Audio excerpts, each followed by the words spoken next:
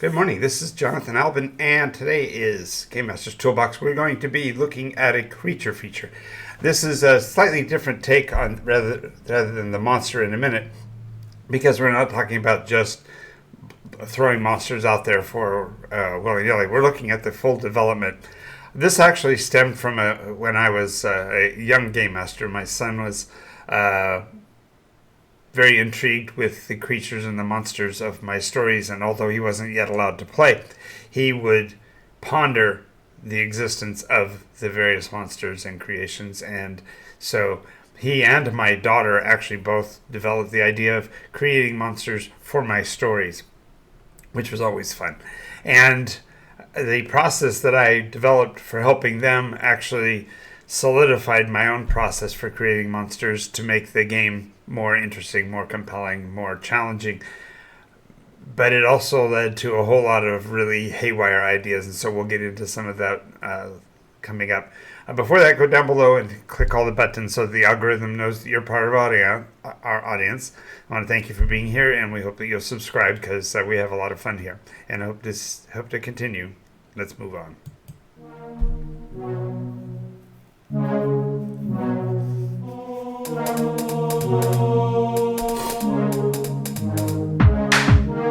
Absorbing damage is the name of the game. From the claws of monsters or the heat from a ball of flame. Our strength in numbers is a roll of the dice. Alrighty, so when we're talking about creating a monster, I'm talking about out of whole cloth coming up with a completely new concept.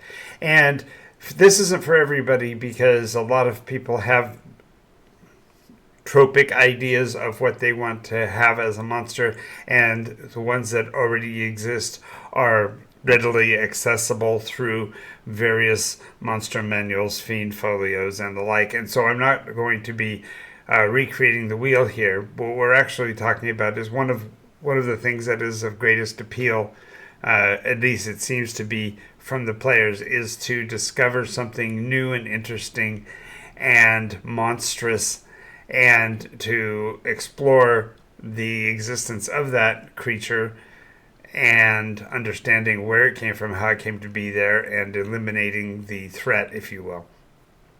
Does that mean necessarily eliminating the monster altogether? Far from it. Generally, it means driving it away from population centers, but we'll get further into that as we go step by step.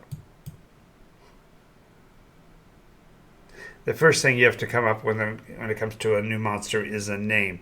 And this is actually almost like an inverse function. If you come up with a solid name right off the get-go and you have your players focusing on what that thing is, the name becomes the monster, such that you can even elicit a response from the group by simply mentioning that monster is in the vicinity.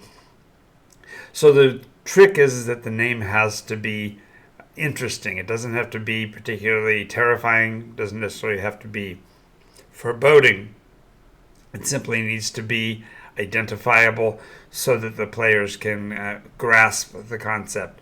Now, if you were talking about doing cosmic horrors and the great old ones and things like that, there are naming conventions that are placed in those classic pieces of literature that explain how they came to be and why they are, for example, almost always impronounceable, because they are names that are not necessarily that even come from the language that we're speaking. So they can be whimsical, they can be charming. So today, for the sake of our experiment, I don't have a name picked out, but I'm going to look at my keyboard and simply come up with one. So we're going to talk today about the what would you call it? Let's go with the brogh, the brogh, the brogh, and yes, that's a term that does refer to the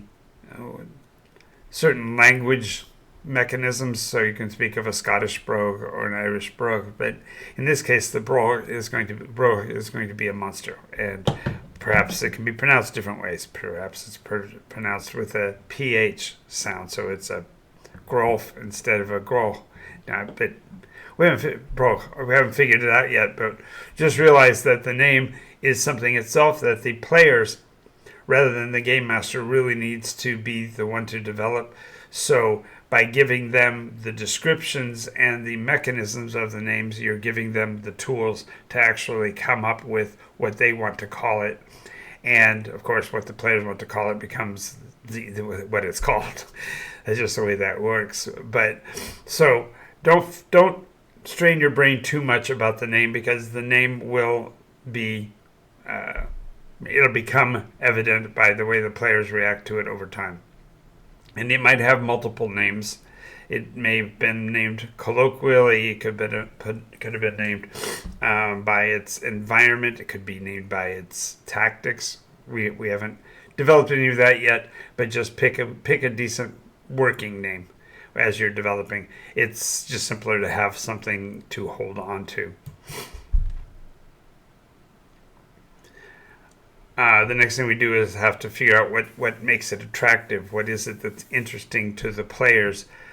Generally, it can be the way in which it does its damage, so to speak, the way it feeds on the environment, the way it engages. But again, we're workshopping here early on, and so we don't have to have a very clear concept, but we need to have something that makes it differentiable, something that makes the story make sense, as it were. And once we've established the attraction to the name and to the environment, then we can start to build out more fully what it is. Now, in this case, we're talking about the bro. So the name sounds like it probably is something that's mentioned in the dark at night. The idea of something that's inserting itself into the culture. So it's a shadowy being. We'll just go with that. This mystical shadowy thing known as the bro. And once we've established where the name comes from, we can now expand out the attraction. How is it that it became known? Well, it's the way I'm envisioning is a creature that pursues those leaving pubs late at night. It doesn't necessarily have to be a being. Perhaps it's amorphous. So we haven't really developed what it even looks like yet. But the idea is we're building in where it fits, what makes it an appealing thing. So let's assume that it attacks those who travel home late at night alone, perhaps only if they're intoxicated. Maybe that's one of the things that's an appeal to it. We don't know yet. But the idea is that we establish what is attractive about it to pursue.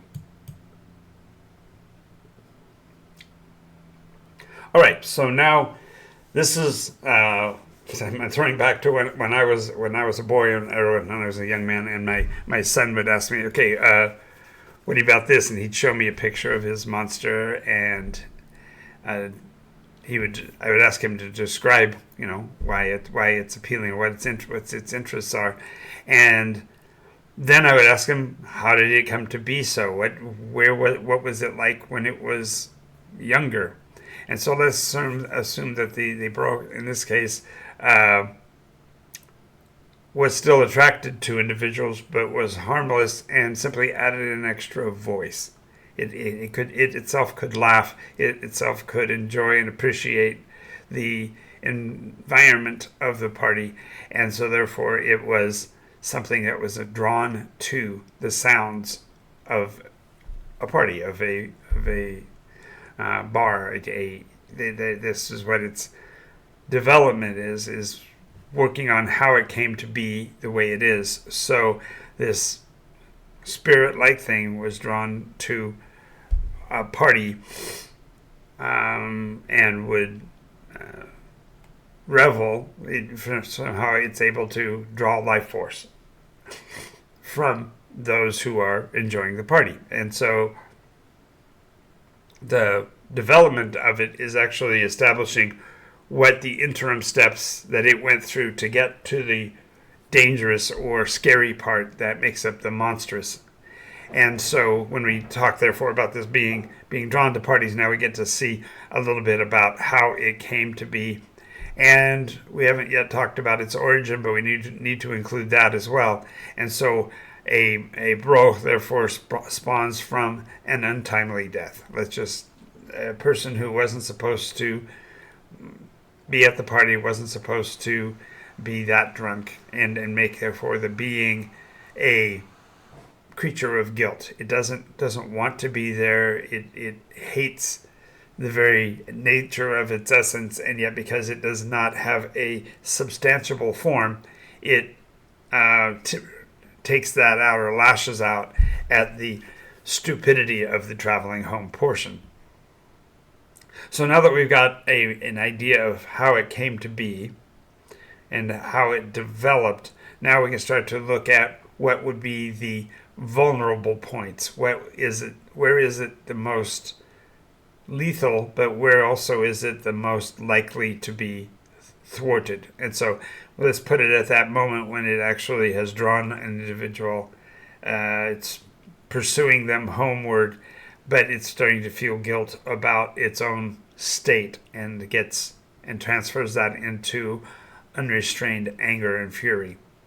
And it's in this moment of furiousness that it will make missteps, because it is now to the point of unreasoning and irrational. And it lashes out and does the bad things that it does solely to assuage its own guilt over how it feels about how it's come to be. So, therefore, propagating the error of the circle. Now, this rogue, therefore, we have now developed to be a dangerous beast that pursues those who go to parties, is itself an emulator of them, and perhaps even has some mimicry. So we've developed some of its skills and some of its processes, so that we now have a really clear understanding of what this thing is. So now we have to talk about where there are distinct life steps. And I envision this thing as we're developing it. It's not like I came to this table with it already fully formed out, but let's go with this idea that the bro is a creature that developed as a life essence echo, similar to what perhaps somebody else might see as a will-o-wisp, an entity that thrives on the sheer joy of a group. And in its younger stages, it's entertaining. Perhaps it's maybe a little bit of a poltergeist. It actually will interact with the individuals in the group as they become more intoxicated, because it's in that intoxication that it perceives the fun of the joy of life. And perhaps they would have maybe they stayed that way for centuries, just enjoying the playfulness.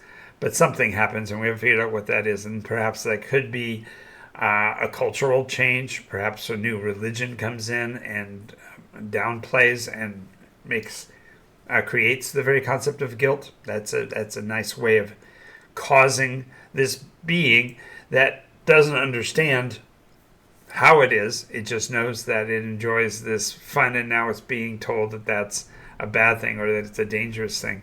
And at some point, it's going to break. And when it does, then it's going to develop this new life cycle.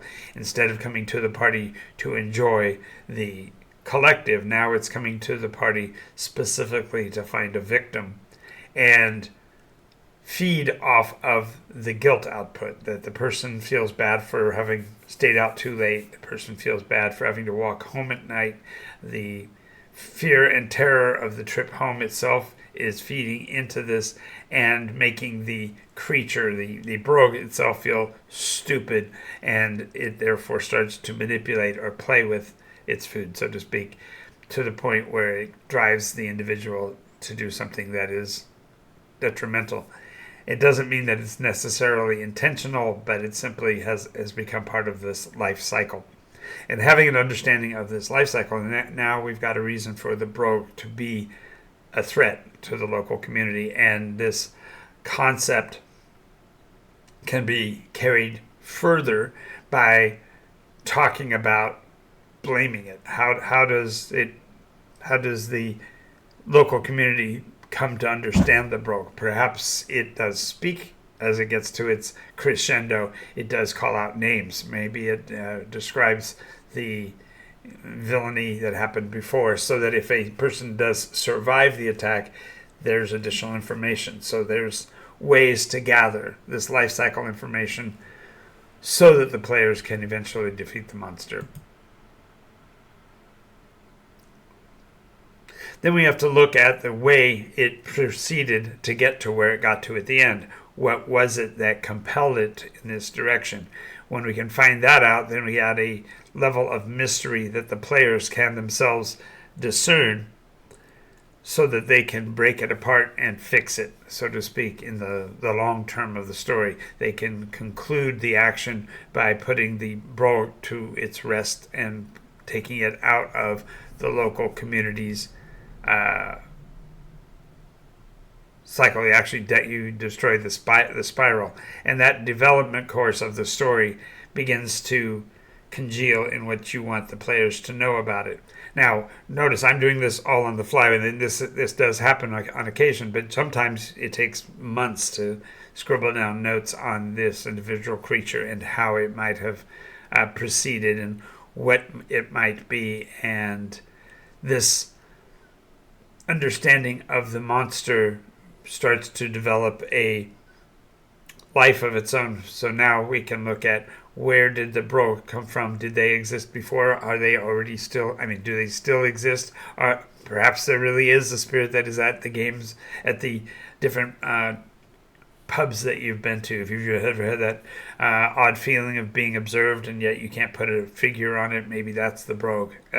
The idea that the monster transcends the moment is really important to developing an ongoing concept of what this monster really is. Okay, so now that we've talked about the creature a little bit, we need to talk about its biome. Where does it live? What does it do when it's not doing the bad things? For example, does the brogue reach a satiation point? Is it perhaps driven off by the very demise that it's caused? Perhaps that to me, it screams out that for the brogue, that this thing absolutely doesn't want to do harm, but it is an irrational, monstrous spirit thing, and simply does these established bad things. Perhaps it manifests most physically just as it concludes that. So perhaps it actually is the cause of the death itself. It doesn't. In my first iteration, my first thoughts of the brogue, I didn't want to necessarily tie it to the process, but perhaps its biome crosses the threshold into physicality at the very point of demise, and then in the momentary passing, it feels pain, it feels grief, and it feels bad for what it's done, and therefore breaks that contact. And by having this established, then perhaps the creature will leave evidence. And this is important for the conclusion of the matter. When the players are actually hunting the monster down, perhaps it does manifest at some point, and they're able to interact with it in a physical level. And that's important for player interaction, especially when you're using classic Dungeons and Dragons type mechanisms. If you left it only in the spiritual realm, for example, you wouldn't be able to engage with it and stop the creature in a physical way. Instead, you'd have to do it in some spiritual context, and that's really not what the Dungeons and Dragons mechanism is set up for. Although you could argue that it is of that kind of a realm, and therefore add your clerical magics, your divine magics into the mix as well. But you have to suit that to your purposes. In my estimation, this brogue of which we're speaking now does manifest in its final, most latent stages, and when it becomes a thing, it can be killed. And that's really kind of the point, is that the players can drive it off. They can compel it not to come back, but it could also be itself killed. And this is important for developing your story so that you can see that it has a life cycle. It eventually, inevitably, always slips up, makes that mistake, enters the physical realm, and is demised. Perhaps it is something that can be explained, something that can be woven into the local story afterwards, but you can always leave it with an air of mystery as well. Having an established biome, therefore, means that you can figure out what the life cycle is and bring the creature to its logical conclusion within the story that you're playing. Okay, so now comes the fun part, and this is where most people who create monsters don't go to this extra step, but add some secret sauce. Add a element to the story, in this case for the Brogue, that makes it compellingly dangerous. Like, for example, make it so that it's at its origin point, disembodied laughter. That's all that it is. And so, therefore, as the party is celebrating their victory over it and their defeat of it, simply toss in at some point that little disembodied laughter that nobody can figure out where it came from, so that your story can continue. This idea that a monster is defeated is itself always, in the monster movie craze, for example, is almost always left to the viewer to understand that the story can continue, that there is perhaps something that's going to carry beyond this, and make sure you include something of that so that there is a bit of a creepy factor after the story is complete, so that the players will understand the nature of the tropic process, that you've actually now built an established story, so that at a later time you might draw back against the Brogue, or perhaps the players come back to talk to the Brogue before it develops its dark side, and therefore you add a new flavor to the world that wasn't there before, and it's incorporated directly through the monster that you've built. Now, when we're talking about the practical side of it, we want to establish the resistances. For example, if the creature has not yet done anything damaging, there's no real reason to resist its approach. It may be perfectly okay for the kids to, bandy about conversation about they heard the Brogue last night, even to scare each other. So the idea is that the resistances help to define what the monstrous is, so that it isn't just simply a foe to be vanquished in a physical sense. Maybe since it's not yet physical, it can't be harmed until that later point. That's something that you'd have to develop for each particular monster. In the case of the Brogue, we've already established that it's of the spiritual nature, so perhaps it's unassailable until it goes dark, so to speak. The idea is then you start to build what the defenses would be, how a player or a persona might be able to avoid the Brogue. Walk straight home, focus on the road, don't get lost, that kind of thing. So you build up the framework so that the monster has an established identity and an established locale, so that it's easier for the players to hunt. One of the greatest tools is actually to pre-test things.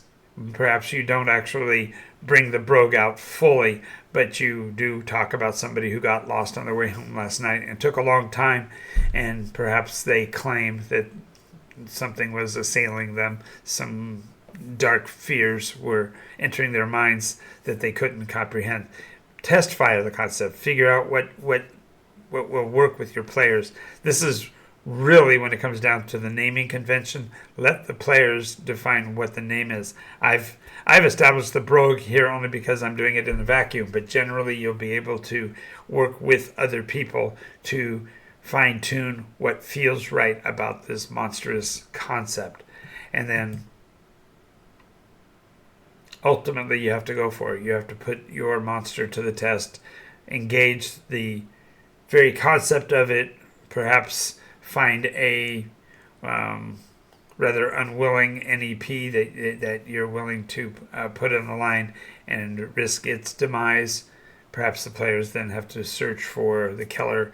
And the idea here is that you've now launched the mechanism, the search, and you've got a fully fleshed monster in its full stage of development, so that whether it be perhaps the brogues are a collective. Maybe there's more than one, and so there's a reason for there to have been a death in this area. Maybe there's a threat. There's so many ways you could play this that it's hard to clarify and quantify. But this is really what it's about, is just go for it and let the players engage with your monster and figure out what is going on and how it came to be.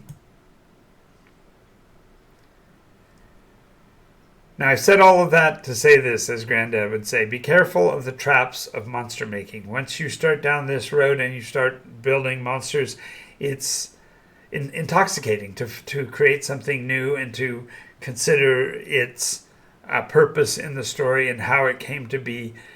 It's for your players, it's a trap because they become fundamentally monster hunters. And if that's the type of game you want to play, even for a short time, sure, go for it, as I said before. But just be aware that you can become so enmeshed in the process of creating monsters that you miss out on all the other fun that can be had in role-play games. You sometimes will push the envelope in terms of creating monsters and forget to develop the rest of your story-making process. Players that are not murder hobos, players that are not necessarily monster killers, will appreciate having a broader spectrum. But the development of monsters, once you started down that process, it's so enjoyable, it's hard to stop. So that's my warning to you as a game master. Be careful of what you wish for, because you might find it. Thank you again for being here today. This is NycosRPG. We will be with you at least 4 or 5 times a week. If you like what you're seeing, make sure you click all the buttons, subscribe, become part of our channel, and share this with somebody else. I'm sure there's a game master out there that's foundering with a new monster idea and doesn't know how to develop it. Offer them this video and give them a chance to really try it out, and I think you'll be really pleased. I'm Jonathan Albin. This has been NycosRPG, so go play.